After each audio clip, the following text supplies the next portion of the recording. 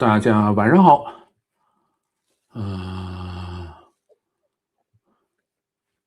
我们的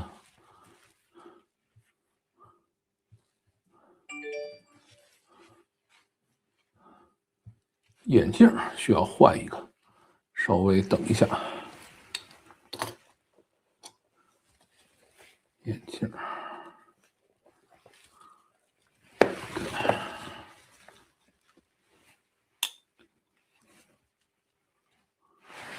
好嘞。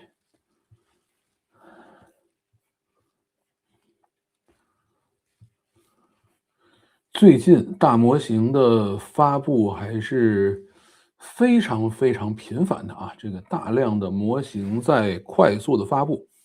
据说下周有可能会看到 Gemini 4，但是这种事情呢，反正你没有发布之前呢，都不好说，对吧？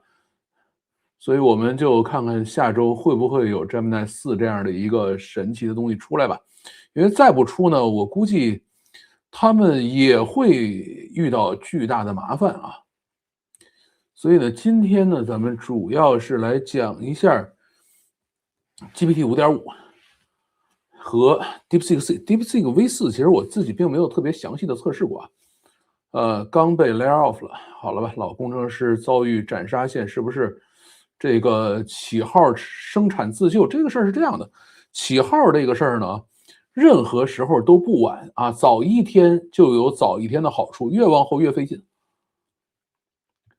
跑步回来啊，这个老范和大家周末好，你也周末好啊，时间到了，在这儿呢，在这儿呢。这个开始了吗？马上，这不就要开始了吗？赶上直播了，点赞，对。早晨好，你这不对吧？这个怎么能是早晨呢？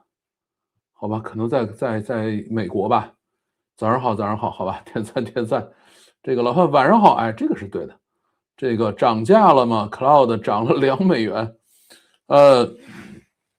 我觉得涨价是一方面了，现在最大的问题是 DeepSeek 出来以后 ，Minimax 和智谱的股价暴跌了啊。这个还是很悲催的一件事情。过去半年都觉得跟不上了啊，国际新闻也跟不上了，整天拉大锯，一会儿说打，一会儿说不打，各种模型也是数字一个一个往前跳，我都快麻木了啊。这个现在确实是这样的啊，这个信息轰炸非常非常严重。中午好，您这是在什么地方啊？中午好，很奇葩呀，这个地方。一般情况下，我觉得早上好、晚上好都可以，难道欧洲吗？欧洲也不至于中午好吧？这个有点太奇葩了啊！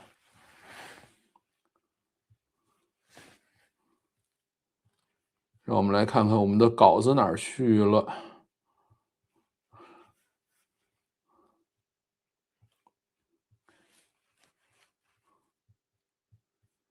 为了用 Cloud 必须假装自己是美国人，也行吧，这个也是可以的啊。但是这个等到 KYC 的时候，你混得过去混不过去呢？这是个很重要的问题哦。欧洲是下午2点多，好吧，差不多中午，下午2点，那看来是在欧洲啊，美国12点啊，英国12点啊，那有可能，有可能，装了美国人也一样疯，这是肯定的。这不管你装不装，你像那个谁 Peter Steinberg， 就是做龙虾的那个老大，他的账号也被封了，封了以后就赶快上那个叫什么 X 上去骂人啊，骂人的帖子被130万人看了，然后他的账号恢复了，也没有给他做任何解释，发过来就是说我觉得你的账号可疑，咔就给封了，对吧？所以这个就别太想你在哪儿了。然后那哥们是个奥地利人，被封的时候人在美国啊，这个所以你在什么地方都有可能封。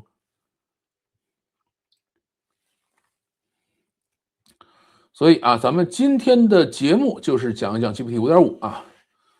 所以咱们开始今天的故事。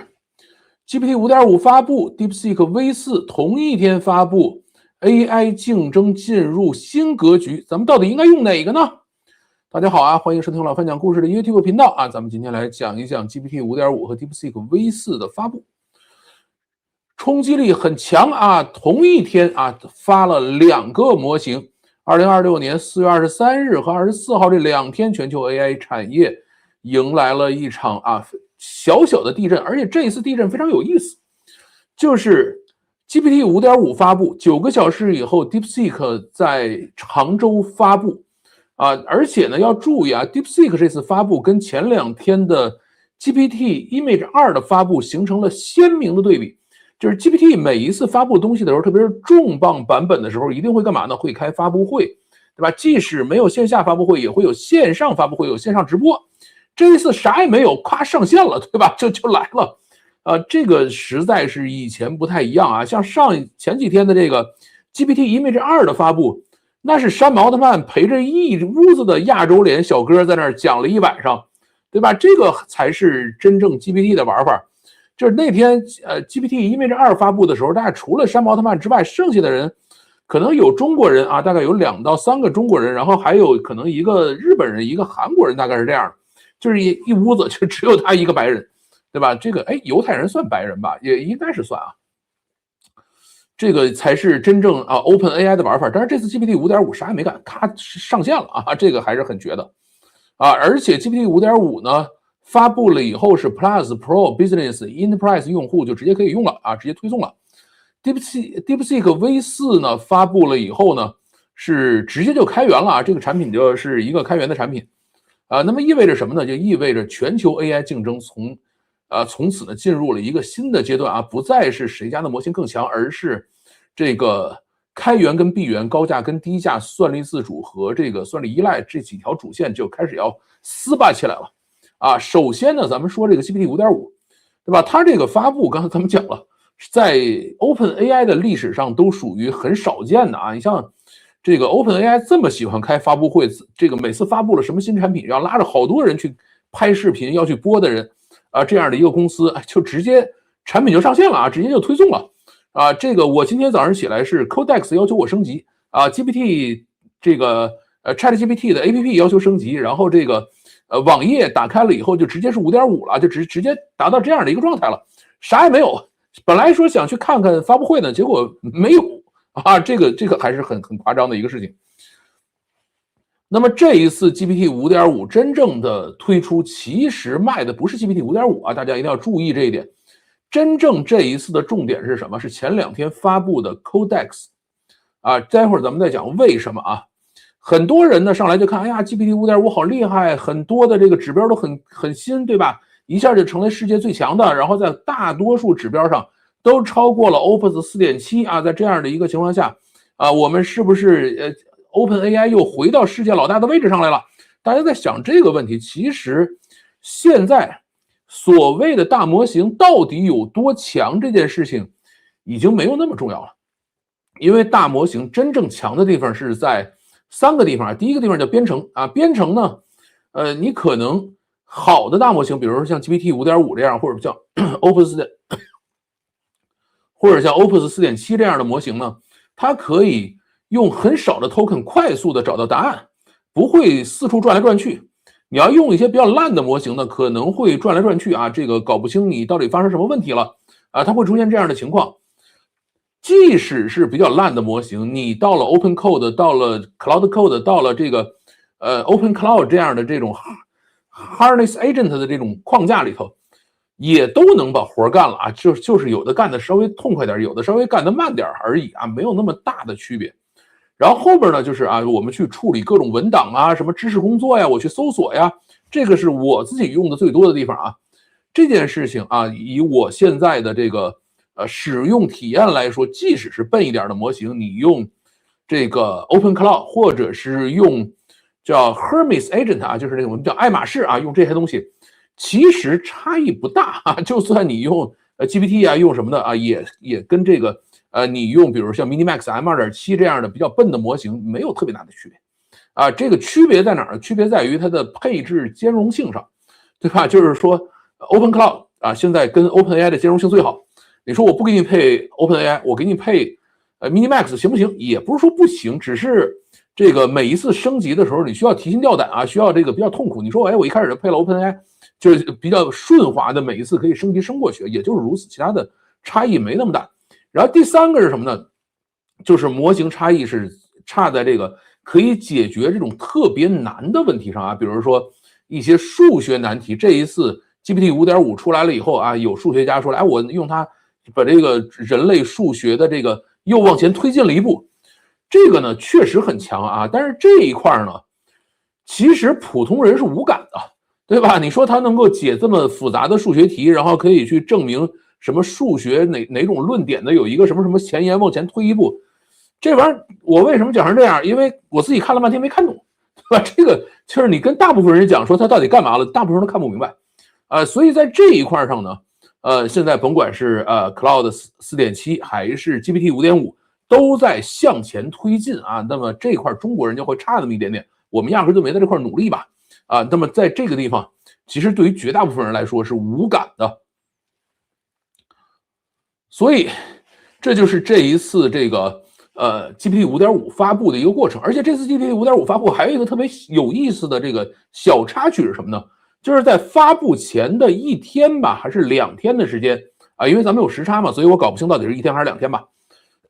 GPT 5.5泄露了啊，在 Codex 的这个 APP 里头，你可以看到 GPT 5.5以及另外2个正在测试的未发布模型的名字，对吧？然后这个 OpenAI 就直接将这些这个模型收回，然后还把他们的Codex 的用量给重置了啊，就是像我们都是每5小时有一个用量，每周有一个用量，是这样的啊。那么这个因为他自己放错了，给重置了一把啊。这个呢是在4月23号社区里面或者在 X 上面确实有人在讨论这件事情，但是呢 OpenAI 自己并没有官方出来承认或者否认这件事情啊，这也是一个非常有意思的事情。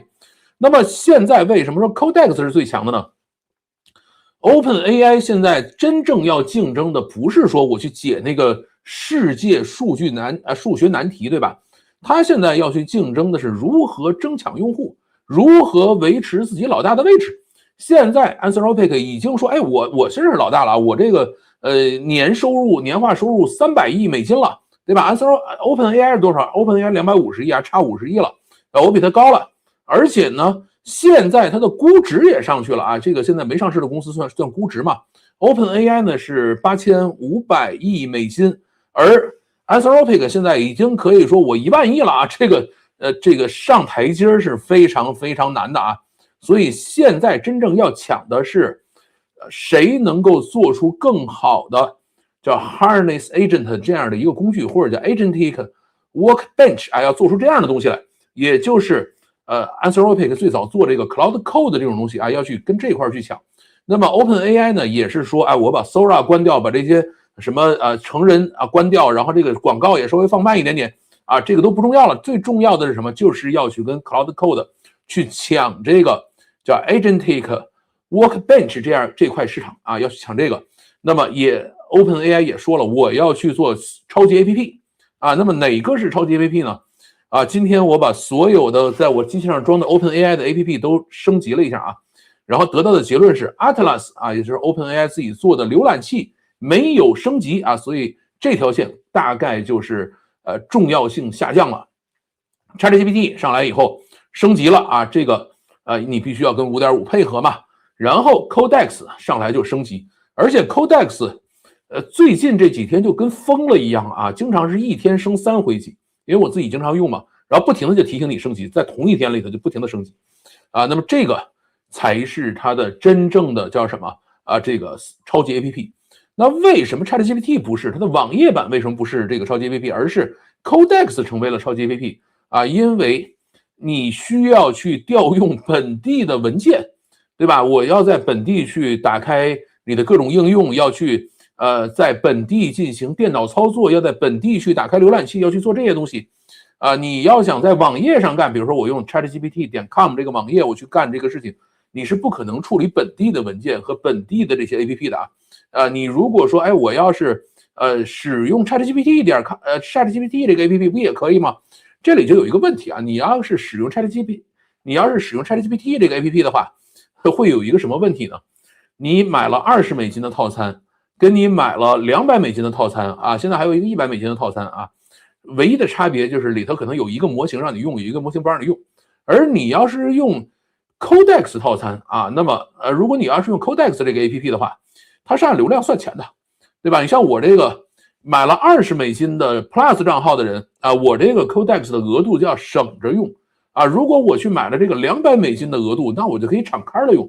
那么对于 OpenAI 来说，它一定是希望更多的人去订它那个$200的套餐，对吧？这个是符合它的商业逻辑的啊，或者说是符合它的整个的商业叙事的啊。在这一块上啊，这个超级 APP 啊，就是 OpenAI 所压住的超级 APP 就是 Codex， 因为它的竞争对手就是 Cloud Code， 对吧 ？Cloud Code 就是现在所有这些啊，这个 SaaS 软件崩盘了，那个什么法律圈不行了，那个金融圈怎么不行了？对吧？或者什么这个叫做安全软件都怎么崩掉了？全都是从 Cloud Code 这儿来的啊。那么现在 Codex 说，那咱们就啊针尖对麦芒啊，对杀一把吧。所以真正这一次所发布的东西，就是给 Codex 来使用的。那么 GPT 5.5 是不是全面碾压了 Opus 4.7 了呢？啊，是不是所有的领域都领先了呢？大家要注意啊，我记得是在 GPT-4O 出来的时候，那真的是遥遥领先啊，第2名都拿着望远镜都看不到，对吧？后面这个 Cloud Code 啊，就是 Anthropic 慢慢赶上来啊，然后到这个 Gemini 3发布的时候 ，OpenAI 去拉响红色警报。但是呢，最近这一两个月吧，就是 Anthropic 跟 OpenAI 撕扯来撕扯去的时候 ，Gemini 又看不到了啊。现在我遇到好多人都说我 Gemini 的订阅不需要了，我估计我可能到5月份 Gemini 订阅到期的时候也不会再去订了啊。那么前面啊，这个 Opus 4.7 出来以后，确实是碾压了 GPT 啊。那么现在 GPT 5.5 上来了以后，是不是全面碾压了 4.7 呢？这事儿没那么夸张啊。GPT 5.5 在大部分的主要指标上啊，确实是碾压了 Cloud Opus 4.7， 但是呢，这个 OpenAI 自己的表格里边也承认了啊 ，Opus 4.7 有几个指标是领先的啊。那么我们来看看到底哪几个吧。啊，这个 GPT 5.5 领先的我们就不念了啊，大部分都领先啊。这个第一个叫做真实 GitHub 软件工程任务啊，要求模型修复真实开源项目的这个代码，理解整个代码仓库，通过测试套件，最接近能不能在真实项目里干活的这个指标里头啊，在这一块呢 ，Opus 4.7 依然领先啊。下一个呢是金融分析代理任务，测试模型在金融场景下检索数据，构建模型。财务推理啊，调用工具的一个综合能力，在这块上 Opus 4.7 依然领先啊。所以，如果您是炒股的啊，或者是做金融相关的，老老实实去使用 Opus 4.7 啊，不要转过来。还有呢，叫 MCP Atlas 啊，这个多工具协调任务啊，衡量 Agent 使用 MCP 跨系统完成任务的能力啊，在这块 Opus 4.7 还是在领先的。还有一个就是跨学科高难知识与推理题啊，不允许使用任何外部工具，测试模型自身知识和硬推理能力，这个硬推理能力极限这一块啊，那么在这一块上呢 ，Opus 4.7 也还是领先的。但是呢，咱们说编程嘛，大家都在这个卷这个编程能力，这里头有一个很重要的有一个很重要的项，就是真实 GitHub 软件工程任务这一块，对吧 ？Opus 4.7 是领先的。那么在这儿呢 ，OpenAI 是不服气的啊。OpenAI 说了，说这个Opus 4.7 啊，你们过拟合了，什么意思呢？就是你刷题了啊，你这个数是不准的啊，所以他认为这一项里头啊，Opus 4.7 有点作弊，其他的呢，他并没有说啊，只是拎着这一项说了。那 Anthropic 呢，肯定也会感受到压力嘛，对吧？你这个竞争对手。而且原来一直是老大的这个竞争对手突然睡醒了啊，那肯定有压力。那么他面对压力的方式是什么呢？干了2件事啊。第一件事是，这个前面一直有报道说，Cloud Opus 4.6 降智啊，就是它变得笨了啊，出现这种叫脑雾啊 （brain fog） 这样的这种现象啊，这个跑得变慢了啊，然后跑偏啊，给这个低质量的回复。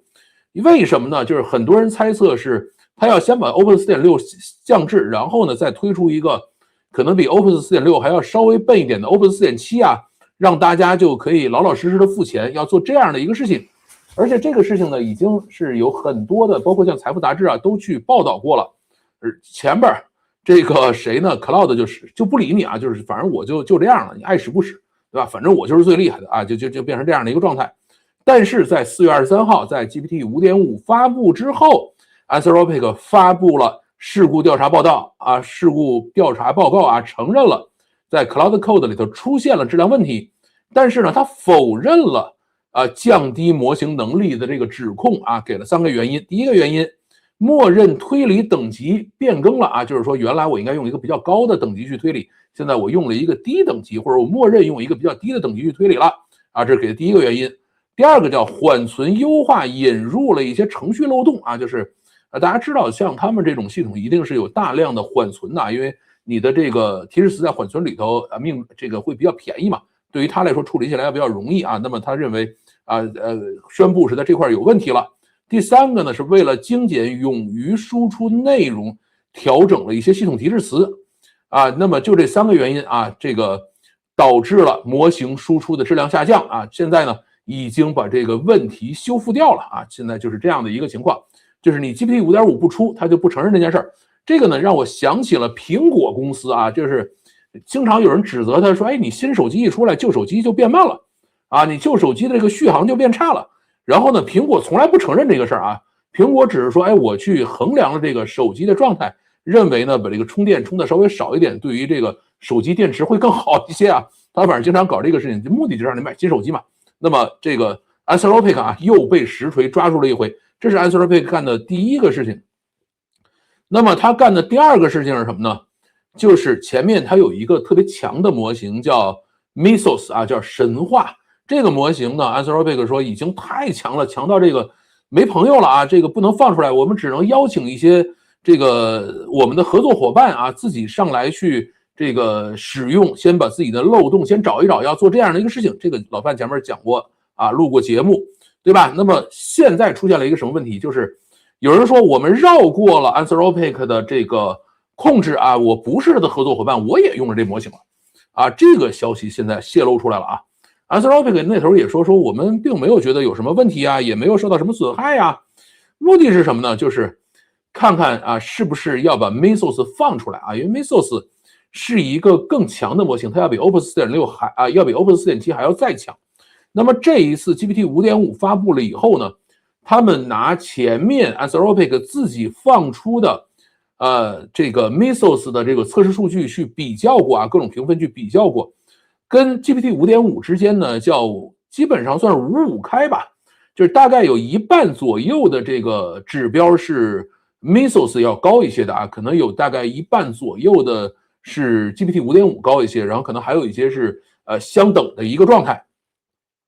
那么在这样的情况下，如果 Anthropic 被逼急了，有可能直接就把Mythos 放出来啊，大家要小心。而这个东西一旦放出来的话，那可能就会造成非常巨大的这种影响啊，因为 Mythos 你甭管它的这种评测怎么样，它很擅长找漏洞，对吧？它是在某一个这个网络安全的这样的一个领域里头啊，算是一个专才啊，在这个领域里头 GPT 5.5未必有它这么强啊，但是 Mythos 就是特别擅长干这个事儿啊，你一上来了以后，可能咱们现在在跑的各种系统就通通都裸奔了啊，这个是非常吓人的啊，这就是现在GPT 5.5的一个情况。那么国内的大模型呢，就要说到 DeepSeek V4 了啊，这个国内的大模型其实已经活跃了1周了啊，这1个礼拜每天都在发布新模型出来，包括像今天除了 DeepSeek V4 之外，还有一个模型发布了啊，是谁啊？浑元3啊，这个是腾讯的姚舜宇啊，这个哥们儿叫姚舜宇，他被腾讯高薪从 OpenAI 挖回去以后待了几个月，拿出了第一份作业，就是浑元3啊，这个是在 DeepSeek V4 发布之前的几个小时发布的，但是呢，在 DeepSeek V4 面前，基本上就是完全看不到了一个状态。现在大家也不再讨论这件事情了，对吧？那么要注意啊，这一个礼拜都发布了哪些模型呢？第一个是 Kimi K2.6 啊，这个我现在在用这个模型，还是非常好用的一个模型。第二个呢是小米的 MIMO V2.5 Pro 啊，这个模型呢，在它发布的时候号称是开源模型第一名啊，就是它比所有开源模型的评分都高啊。然后是浑源3啊，浑源3就真的是今天还是昨天晚上发的。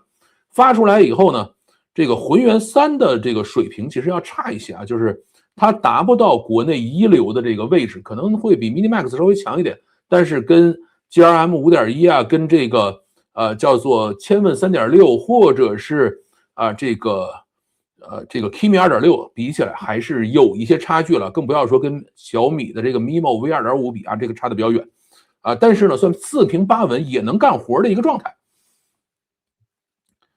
那么先具体看一眼吧，这个 Kimi K2.6 呢是一个 1TB 参数量的 MOE 啊，激活 32B 256K 的上下文 MIT 许可商用啊，这个是非常强的一个这个叫做许可证啊，就是说大家就可以直接用了啊。前两天因为很多人去嘲笑 Mini Max 2.7 的这个叫做什么呢？嘲笑它的这个开源许可证啊，就是说它那个要求任何人商用必须要告诉他，对吧？现在这个 Kimi 说你就用去吧，对吧？在这块最开放的实际上是 DeepSeek 直接上来，阿帕奇的许可证就上来了，我也不改，你们就直接去使去，爱干嘛干嘛，我都不管了，对吧？那么现在呢 ，Kimi 2.6是价格大概是2.5到4美元啊，这个100万 token 的这种输出啊，然后重点方向是长程编程啊，多模态。还有这种各种的这种任务编排啊 ，Mini Max 啊，这个还有下一个呢是 MIMO V 2.5 Pro 啊，小米出品，也是1T 的 MOE， 100万的这个 token 的上下文啊，重点是前端 UI 这个 dashboard 等创意编程方向。浑源呢是这个2950亿参数啊，它要相对小一点，就没有达到1T 参数这样的一个状态，激活 21B。对标呢是 Kimi K2 和这个 DeepSeek V3，算是基本上起步了啊。但是跟前面我们讲的这个Kimi K2.6 以及今天我们要说的这个 DeepSeek V4啊，那就差的稍微有那么一点点遥远了。就是说明什么呢？就是国内大模型竞争已经白热化阶段了啊。DeepSeek V4这个东西到底哪天登场，其实我们外人是搞不清楚的，但是他们小圈子里头都很清楚，因为在中国的这些大模型公司之间啊，包括中国跟美国这些大模型公司之间，真正做大模型这几个人，要么就是老同学，要么就是老同事啊，谁家在干什么，大家都知道，对吧 ？DeepSeek V4哪天要出来，大家都已经明白了，所以一定要在这之前把能发的都发出去，要不然这个光芒就全都被盖住了啊。那么 DeepSeek 真正的位置是什么啊？真的有那么强吗？因为我今天看已经有很多人出来吹牛了咱们要讲清楚 DeepSeek V4 真正的位置叫做靴子落地了。原来很多人都在期待一件事情，就是 DeepSeek 一发布，我们就彻底的这个赢了啊，彻底翻身了，一下就超英赶美，超过 OpenAI， 超越 Anthropic， 超越谷歌，对吧？就成了这样的一个位置。然后哪怕无法彻底超越，我们也可以在价格上极大的超越啊，因为其实前面它特别爆火那一次，也就是 DeepSeek R1 发布的时候，它的能力其实并没有超越当时的 GPT， 应该叫 O1 吧，当时的这个版本，对吧？没有超越，只是什么呢？就是特别便宜这个是用了极致的性价比，达到了一个将就能用的状态让中国人看到了一个希望，说，哎，我们也行。我虽然用不了你最好的那个，但是用这个稍微差一点的也可以解决一些问题，对吧？他当时是做了这样的一个事情在今年春节之前我就录过节目讲，我说，哎，全中国的人都在期盼这件事情，甚至全世界的人都在期盼这个事情，对吧？他到底什么时候能够把 V4 出来？然后 V4 出来的时候，是不是可以震惊世界？结果春节的时候没出，对吧？春节完了以后3月份说3月初出3月末出后来又说4月初出4月末出，当然了，到4月中旬的时候，还有人说5月初要去出吧。这种东西呢，都属于是拍脑袋瞎猜啊，就是没有任何具体依据去猜这个事情。为什么大家要猜呢？就是大家觉得，对吧？这个DeepSeek V4出来以后，会让整个中国的模型扬眉吐气，会超英赶美，对吧？但是现在告诉大家啊，是这个并没有发生这件事情，对吧？靴子落地了啊，它发了以后呢，在极个别的2个参数上确实达到了世界第一啊，这个还是有的啊。然后呢，价格呢算是一个极致性价比吧，它肯定要比Anthropic 比 Gemini 比这个 OpenAI 要便宜很多啊，大概只是人家1/10的价格啊。但是大部分的性能其实也就是国内一线模型的这个性能，比如说 GRM 5.1啊 Kimi 2.6啊，跟这个性能基本上是持平的，对吧？那么至于说啊，它使用华为芯片啊，这个升腾950芯片这件事呢，大家要注意，这种模型它压根就是在英伟达芯片上训练出来的，训练完了以后，说我最后为了适配华为芯片，可能还需要做很多的这种后期的调试、后期的调整啊，它可以去适应上去啊。它之所以可能拖到现在才发啊，已经没有那么强的一个状态才发，就是为了去适应华为芯片。而所谓华为特别强大的升腾950芯片，要到明年年底才能量产啊，这个还早呢。现在的话，大家能够买到的可能还是910的一些芯片啊，这个而且呢，现在这个美国商务部长卢特尼克已经说了啊，中国没有买任何一片 H200，对吧？没有从英伟达去买这个芯片啊。那么国内的几个大厂啊，甭管是字节、阿里还是腾讯，都已经说我们向这个谁呢？向华为下了订单了啊，咱们就收了神通吧，咱们继续往前走吧啊，所以它也可以把它的模型发出来了，就是这样的一个状态。那么一个开源的模型啊，大家注意 ，DeepSeek V4是一个开源的模型。阿帕奇许可证，对吧？那么它一定是兼容英伟达的啊，不可能说哎我跟英伟达不兼容，它只能说我在兼容英伟达的基础上，可以保证它跑在这个华为的芯片上还算稳定啊，这个效能也还可以接受得了啊，大家一定要理解清楚它跟华为芯片的关系。那么 DeepSeek V4到底有哪2项功能是这个跑到世界第一了呢？第一个呢叫 CodeForce ELO 啊，这个叫竞赛编程排名系统的分数，分数越高排名越靠前啊。这个 DeepSeek V4得到了3206分啊，基本上就是世界第一。而且这一块呢是程序员公认的硬核编程能力的标尺，不是这个刷题库能刷出来的啊，这是真刀真枪，确实很强的。另外一块呢叫做Live Code Bench 啊，这个是竞赛编程竞赛编程连续评测，题目呢来自于 CodeForce 和这个AtCoder 和LeetCode啊，就是来自这些地方的这种算法题，都是真实竞赛平台里的题，长期跟踪，不是一锤子买卖。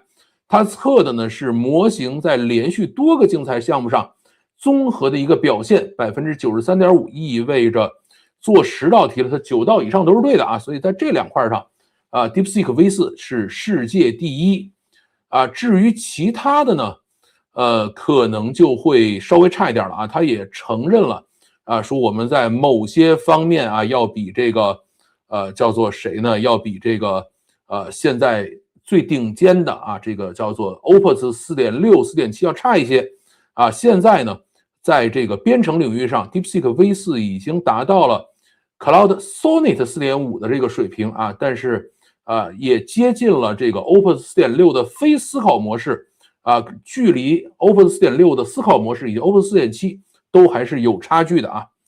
那么为什么在这块上它只提了这个Opus 没有去提 GPT 呢？3个原因啊。第一个原因是这个前面确实 Opus 是最强的啊，这个没什么好说的，大家也都公认这件事情。第二个，前面 Anthropic 指责了 DeepSeek 蒸馏啊，这个 OpenAI 也没说什么，对吧？何必去点人名字呢？第三个呢 ，GPT 5.5实在是刚出来啊，比它早几个小时，这种稿子不可能说我突然就把它写好了吧，所以是这个3个理由啊，就是这个在 DeepSeek DeepSeek V4发布的时候啊，他专门讲了一下，我们比这个最新的 Opus 4.6的 Thinking 模式啊，包括 Opus 4.7还是有差距的。那么在编程上综合的一些考量啊，因为现在各种的评测、各种考量非常非常多啊，在综合考量上呢，有些指标其实还没有追上国内的 GRM 5.1和 Kimi K 2.6，对吧？但是大的这个指标上啊，就是有2个指标达到世界第一啊，也算是尽力了啊，这个已经非常非常不容易了。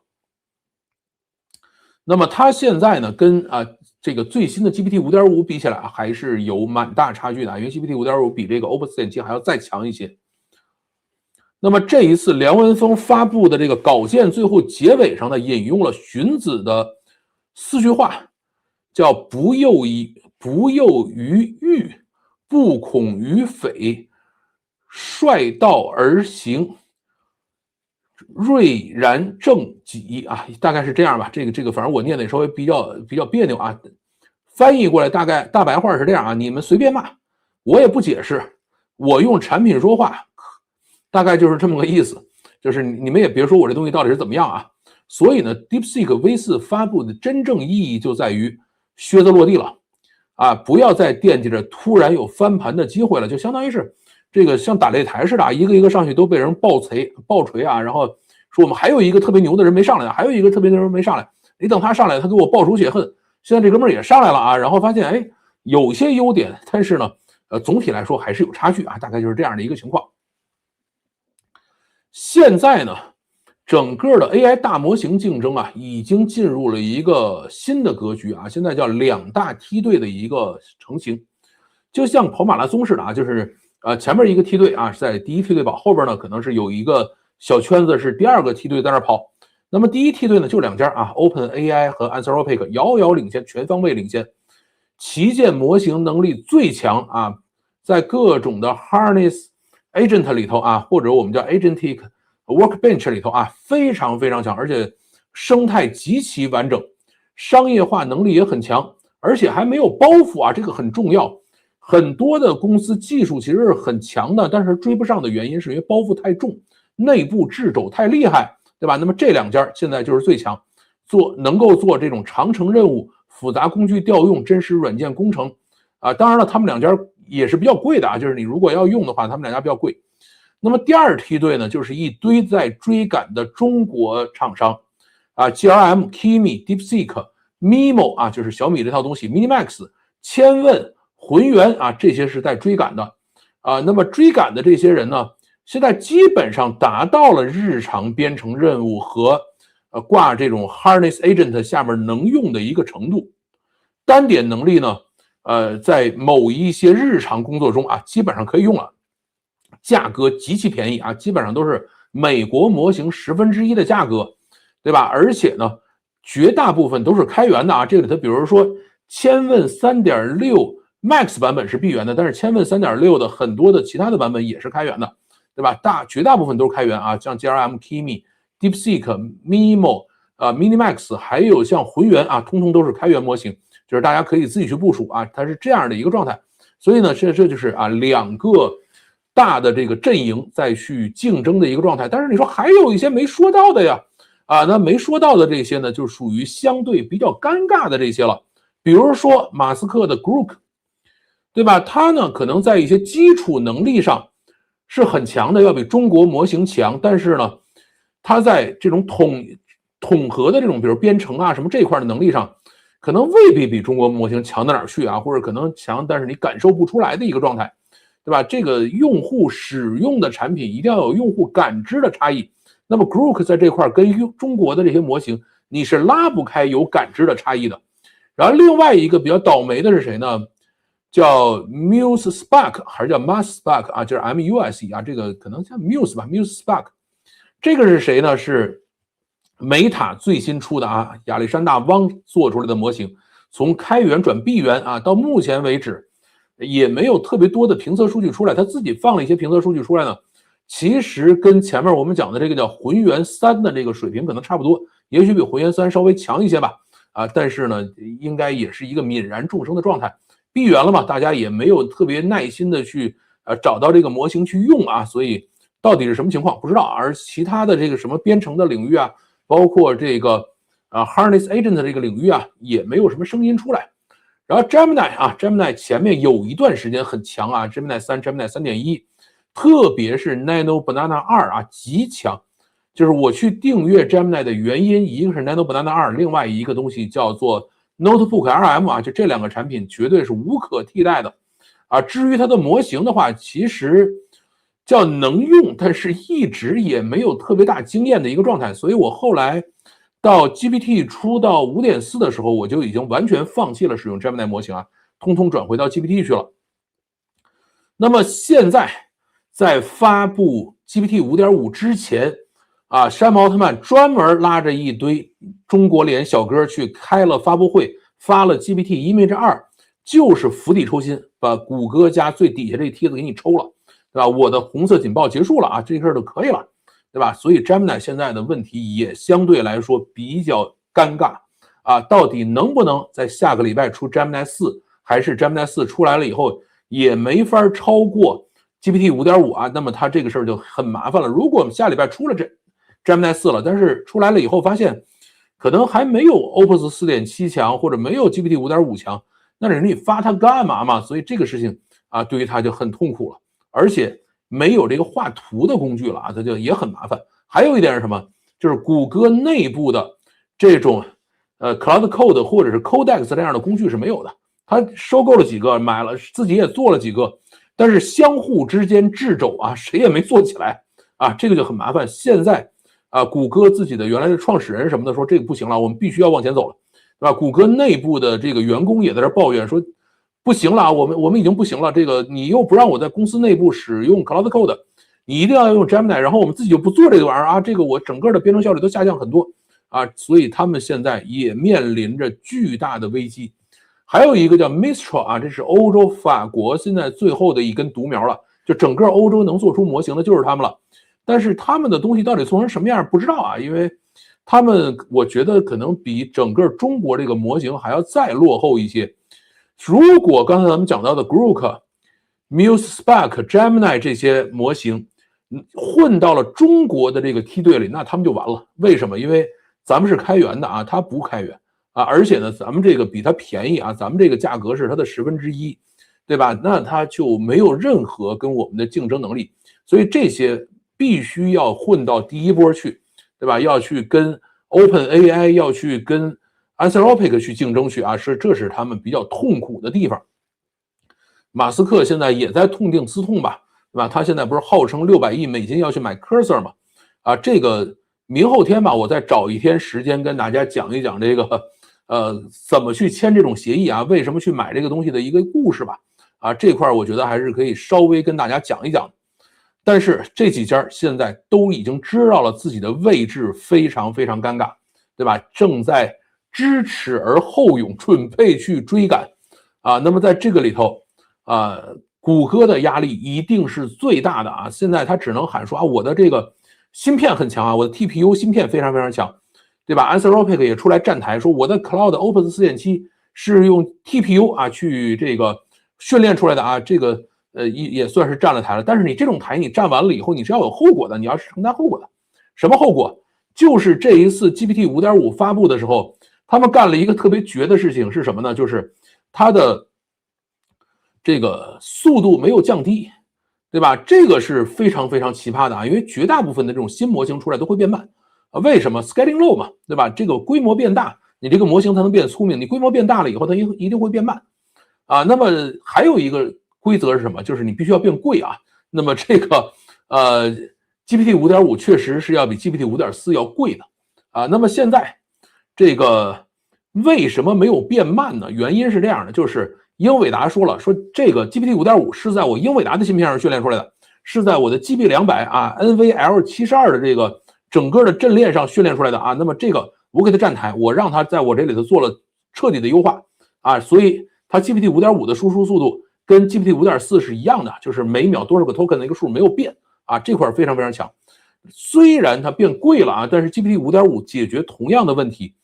它所消耗的 token 要少很多，对吧？所以整体的价格其实变化不是特别大，这就是英伟达在后头站台的一个所起到的效果，对吧？你 Anthropic 后边说，哎，我是用谷歌训练的，那这个老黄啊，绝对是记仇的人啊，上来啪一巴掌就给你打回去。GPT 5.5就在我这儿，而且今天黄仁勋给英伟达的所有员工发了全员信啊，要求大家使用 Codex 啊，你必须通通都上 Codex 啊，因为这东西是在咱这儿训练出来的啊，这是咱亲儿子，对吧？这个就会有一些变化了。那么下一步就要去看什么？就要看 Anthropic 怎么去回击了啊，是不是就直接把 Mesos 拎出来，对吧？这个是咱们值得去拭目以待的一个事情。还有呢，就是啊，这个叫做谷歌啊，他们到底怎么在下个礼拜能够拿出让人惊艳的这个叫做 Gemini 4来啊？这个也是值得期待，但我觉得可能性很小啊。这个就算能拿出来，应该也不会特别惊艳，而且现在真正竞争的 AI agent 这一块，或者叫 agentic workbench 这一块，谷歌和 Grok 都比较弱啊。Grok 还是上蹿下跳的啊，鸡飞狗跳的要去买 Cursor。谷歌在这一块上，它其实已经买了一家了，对吧？就是我们使用它 Anti-Gravity， 就是它花钱买回来的。但是买回来以后呢，内部实在是盘根错节啊，谁也没法去发力。本来 Anti-Gravity 还是很好用的一个产品，现在呢，谁也使不了。那么最后呢，咱们回答一个问题：我们到底该用谁呢？是用 DeepSeek 呢，还是用 GPT 5.5呢？啊，在这儿呢要跟大家讲啊，如果您不差钱儿，果断冲 Anthropic 的 Cloud Opus 4.7加上 Cloud Code 以及 Cloud Cowork 啊，它呢非常适合复杂工程、长程的这种 agent 企业级的任务啊，这块还是做的最好的。目前为止 ，Codex 加上 GPT 5.5虽然今天发布出来了，但是并没有真正的在实际任务中证明过自己啊，还要稍微再等一等，对吧？但你说，哎，我不想捆死在 Anthropic 平台上怎么办呢？你可以使用 Codex 加 GPT 5.5啊，应该是可以赶上的，对吧？黄仁勋都已经发全员信了嘛，所有人都必须要上这个东西。但是要注意一点啊，就是如果你上了 Codex 加 GPT 5.5，有一个配置一定要去改啊，是什么呢？就是原来5.4的时候，默认是使用快速模式的啊，你现在要把它改成普通模式，因为快速模式的话，这个 GPT 5.4会消耗1.5倍的 token。对吧？你经常发现使这个 token 就不够了啊，或者你的额度就给烧干净了啊，这个是有这样的问题的。而且 GPT 5.4是不允许改回去的，就是这个快速模式。但是 GPT 5.5呢是允许改回去的。你改回去了以后的话，它就按照1倍的速度去烧这个 token 啊，或者烧这个额度，对吧？那么会省很多啊。就是现在我使用 GPT 5.5，然后呢把这个改成普通速度输出了以后，感觉可能比 GPT 5.4还要更金使一些，而且它输出的这个。叫什么呢？输出的 token 会比较少啊，消耗的 token 会比较少啊，所以这个一定要注意。然后你直接用 Open Cloud 去挂 GPT 5.5也没毛病啊。我今天早上起来第一件事啊做的是什么？拎开这个 Codex 啊，给他下命令说去把我的 Open Cloud 小龙虾升级到最新版本，然后把你本地的Codex CLI 啊升级到最新版本，然后在Open Cloud 里边去配置 GPT 5.5替代 GPT 5.4啊，这个一个指令下去，这个事情就升级好了啊。我现在 Open Cloud 里边已经可以去用 GPT 5.5了啊，就是你只要执行这个命令就可以了。那么如果你说我还想再去省点钱啊，是不是还有机会？可以啊，像老范这样的，老范就属于穷的这种，我呢就买国内的模型的 token 套餐啊，我现在是用的 Minimax 的 M2.7 的套餐，对吧？那个真的是便宜量大啊，这个虽然笨一点，但是量绝对足，对吧？然后再配合一个 GPT Plus 的套餐兜底啊，就是 GPT Plus 套餐是通过 Codex 挂到这个龙虾里边去的。然后呢，我现在所有的任务都是正常任务就是 Minimax 就可以跑了啊。如果你说我可以换到 GRM 或者换到这个DeepSeek V4 Pro 这样的模型里头也没问题啊，也可以跑，而且可以跑得更好。然后所有这种需要这个非常这个难的任务啊，或者需要这种进行总结归纳的任务，比较难题的时候啊，就专门说你在这一块去用 GPT 5.5就可以了。要画图的时候，请一定要用 GPT Image 2啊，那个东西是真香，非常非常好使啊。这个画很多东西现在也已经，就是我现在大量的这个背景和这个标题图啊，都是已经转成 GPT Image 2了啊，这个一定要去用啊。所以如果您啊这个像老范一样啊，这个预算比较紧张啊，可以用这样的一个方式。啊，至于 DeepSeek V4，你说我会不会完全转过去？应该不会啊，因为 DeepSeek V4估计会有很长一段时间算力紧张，就是DeepSeek 自己家的算力一定会比较紧张，因为它这个华为的芯片还没买回来，也没有交付啊。至于其他家的比如说是这个字节呀，或者是什么的，会不会去部署它的？这个再看啊，如果字节部署了 DeepSeek V4的话，我有可能会去试一试啊，但是这个不好说。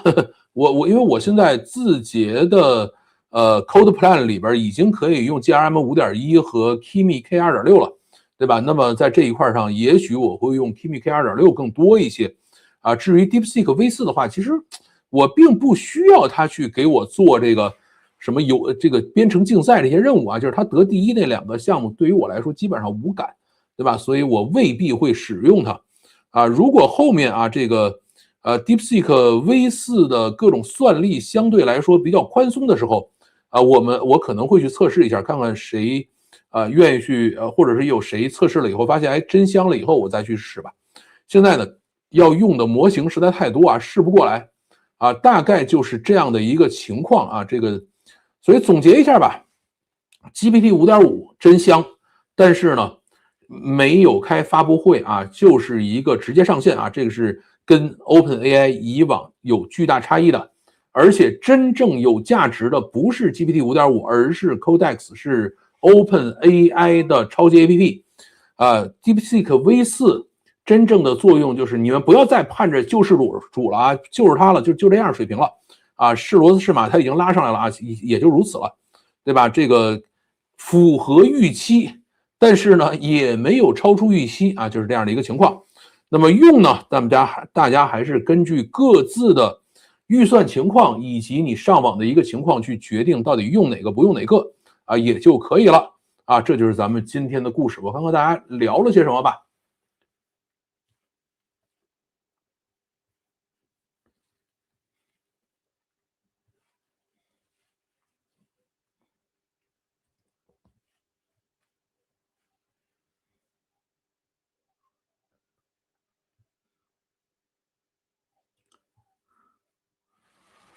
法国下午2点，去年跟徐老师旅游的时候，都是下午2点在赶路的时候，在坐汽车的时候，看着法国乡间公路，听直播很惬意。哇，你这太美了，你这个点赞看直播，对，你们都点赞了没？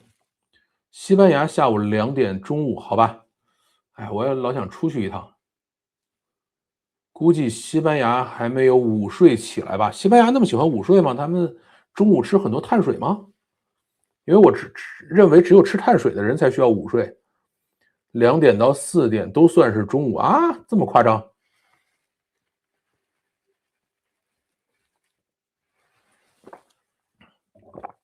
？Codex 你只要升级就有5.5啊，这个你不升级是没有的。来看看老范的直播，换一下心情啊。刚看完鲁社长的直播，心情沉重啊，不知道鲁社长是谁。这个我看错了啊，是更新后有了5.5了，是的。被破解了不是啊？哪个被破解了？已经订了 GPT Pro 啊，$200嘛，你真是有钱人，你也给我订个会员呗。指标就是拿来作弊用的啊，这个中国模型是比较喜欢刷指标，所以你去说美国模型的指标是有意义的啊，说中国模型的指标其实意义没有那么大。GPT 5.5代码能力略弱一些，但多模态能力太强了啊，可以直接用 GPT Image 2生成 PNG 素材。哎呀，这个我告诉你，现在 Codex 可以直接上 GPT Image 2给你画好了界面，然后嘁哩咔嚓就给你把整个产品都做出来，哇，那简直强的一批。而且你现在可以跟 Codex 说，来去给我操纵浏览器，给我去干什么什么事儿，都可以搞定啊，这个爽死了。5.5真是香啊，100不够用啊，根本停不下来，准备上200，好吧，有钱人。DeepSeek V4代码还不如 GRM 5.1呢啊，它有些评分是比 GRM 5.1和这个Kimi K 2.6要差的啊，这个是真的。哎，我已经上200刀了啊，这个好吧。其实是这样啊，就是如果你是有一份工作，有一个有价值的事情在做，买最贵的、最好的模型永远都不亏啊，所以这个大家一定要注意。还不超英啊？英国是啥来着？啊，英国已经都没有了，英国咱早超了，咱就赶美赶不上了。Kimi 也是这个规模的模型，是的啊，Kimi 也是1T 参数，哎，这个100万上下文。现在其实GPT 5.5是400K 上下文啊，它还没有到1兆，差距应该越来越大了啊，这个倒不一定。其实呢，我为什么前面反复去强调做数学题这个事情，就是这块的差距可能是变大了，但是呢，大家想一想，这块对于绝大部分人来说是无感的，你感觉不到，对吧？因为那些数学题给你解释，你都解释不明白到底怎么回事。就是我还专门看了一下，他到底是解了一个什么题啊，做了一什么。后来看了看，说算了，不费这劲了，我自己都看不明白，我再跟大家解释更解释不明白了。上来点赞啊，欢迎！Image2是真的强啊，绝对真强。这下感觉比 Mesos 对社会的危害更大。这个您说对了啊，这个您说对了，这个它确实是非常非常强，各种图片以假乱真啊，这个很吓人啊！你好，你好啊，ATT 你好。昨天说一律生成视频就用 Codex 开发的啊，昨天说一键生成视频就是这个 Codex 开发的，好吧？今天5.5测试了，体感还不明显啊，但是准确率高了很多啊，$200用不完 token 太实惠了啊！你这个实在是太爽了。我现在还在等啊，现在Codex 里面呢是可以用 GPT 5.5了，但是呢，Codex 内部可以用 GPT Image 2，但是Codex 并没有把 GPT Image 2这个模型拿出来给外边用啊。如果他哪天拿出来了啊，可能这个 Open Cloud 就可以直接挂啊，那我可能会买一个更贵一点的套餐。我一直都是 GPT Pro 啊，有钱人有钱人。昨天说一键生成啊，这个看过了。刚上100刀就出5.5了，感觉赚了啊，是这样的。这个，但我估计叫什么呢？这个，现在买套餐都会有这样的感觉。你像我前面买了几个月的豆包套餐啊，就是豆包2.0 Pro，豆包2.0 Pro 我现在感觉还是要差比较远。然后呢，里头只有Minimax 2.5、Kimi 2.5，然后 GRM 4.7啊，其他都不升级。然后天天在他们的那个客服群里头骂说：“你赶快升级啊，怎么还不升级？”然后这个就不理你。然后到昨天突然就升级了啊，升级了 GRM 前天吧升级的 GRM 5.1、Kimi 2.6，这个 Minimax 2.7全升上去了，就觉得啊好爽好爽。但是我估计呢，这种升级呢，应该离豆包的下一个版本也不远啊。像他们这种就是啊自己有大模型，豆包是闭源模型啊，豆包模型的套餐啊，他把这个其他的模型升上去的意思就是说我自己已经差不多准备好了。啊，这个我觉得也可以稍微的期待一下，就豆包的下一个版本啊。然后这个包括 Minimax 啊，我去买 Minimax 的时候还只有一下交了1年的钱啊，当时只有 Minimax 2.5，哎呀，当时那个悔啊，这个钱又退不回来，对吧？这个模型又特别特别笨啊。但是呢，等我这个后悔了1个礼拜啊，Minimax 2.7就上来了啊，效果一下就拉满了啊，这个还是很爽的。就是虽然在其他的各个模型里头比起来，Minimax 2.7算比较笨的一个，但是呢，也能用了啊，就是达到能用的水平了，这个还是非常非常棒的。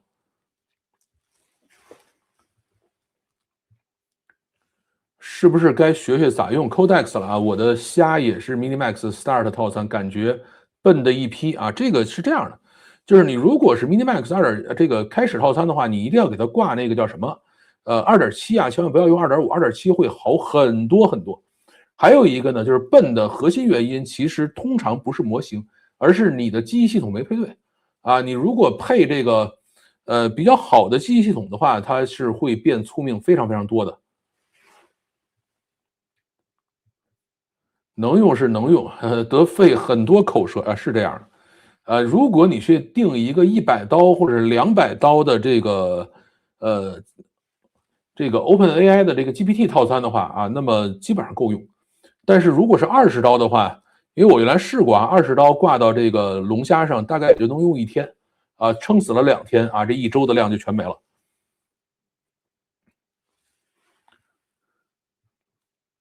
那你用的是什么记忆系统呢？这个也很重要。而且我现在就是核心任务，比如说我现在做这个演讲稿，对吧？那么它的搜索任务都是由 Minimax 2.7做的，但是最后的总结归纳任务是由 GPT 5.4啊，现在是 GPT 5.5来做。就是今天大家看到的这个稿件，GPT 5.5就已经干活了啊。我现在就是把它完全分开的，就是哪一块简单的就是 Minimax 啊，复杂的比较难的啊，就通通都是 GPT。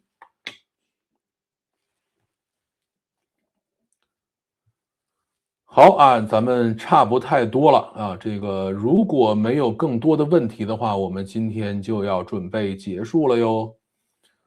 那么周末的话，我可能会去录一期，SpaceX 收购 Cursor 的视频啊，其他的我还没想好啊。至于这个别的这个就后面可能4月包括5月吧，我可能要停一停，然后出去转吧转吧啊。这个老在家待着还是不太行啊，这个要稍微调整一下状态啊，跟大家稍微的请个假。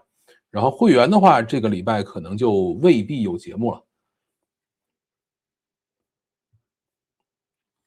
这个我也尝试了 Gemini 啊，感觉不理想。对，我在龙虾里边也挂过 Gemini，第一个是特别慢啊，第二个呢就是真的是基本上不太好使啊。这个龙虾啊，就 Gemini 不太适应这种叫做Agentic Workbench 啊，这个不太适应这个东西。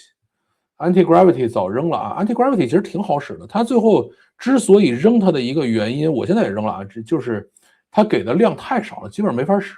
而且我为什么老骂谷歌说它这个内部实在是盘根错节？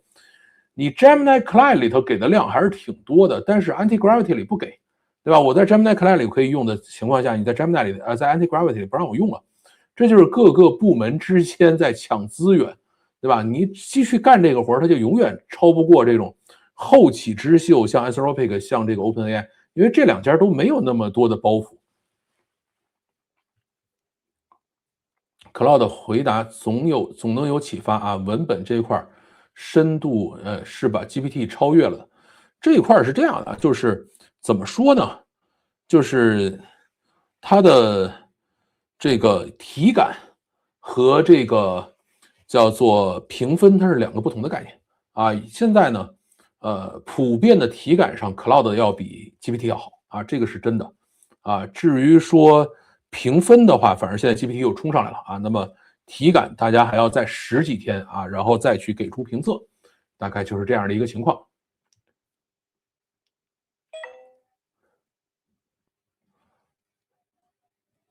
好啊，这个看老范直播都形成了习惯了啊，营养丰富啊，感谢。好，那么我们今天就到这里，感谢大家收听。我的摄像头好像要过热了，那么今天就到这里吧，再见，大家周末愉快。